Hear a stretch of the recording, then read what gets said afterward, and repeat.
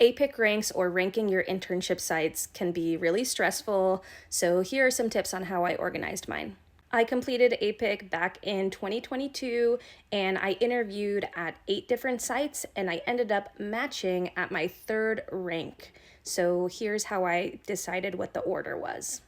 As a Proud School psychologist, you know we love data and Excel sheets, so I made one for this process. Specifically, I outlined some criteria that were important to me, so you might have to have a think over of what criteria you feel are a higher priority or less of a priority for you.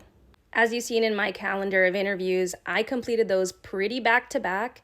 And so things were getting muddy as I was going through the interview process. So taking a step back and reflecting on each of these individual components helped my decision making. APIC interviews are so hard because you're trying to understand what the program can offer you, the culture and climate of the site, and more. So because of that, my criteria included things that were more objective, stuff that I got out of their brochures and interview days, as well as general feelings or vibes that I got from the site. At the bottom, you'll also see that I have a row that talked about what I have heard from other practicum students, and I took that really heavily. So, getting in touch with my network and talking to other people who I trusted that have been at these sites to really understand what their personal experience was as an intern.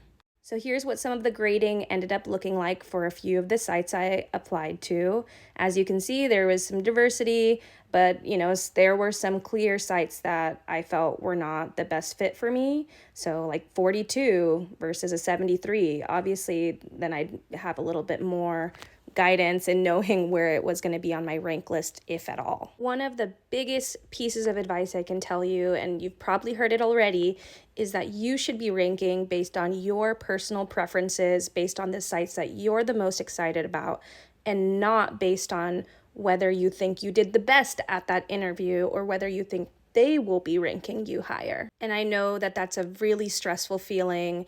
And I myself had that voice in my head telling me like, well, are they going to like me enough to even put me high up? Or this is a really competitive site. I've seen their match rate. Or this is a really prestigious name. Are they going to want an applicant like me? But trust your gut and rank based on the sites that you would like to be at.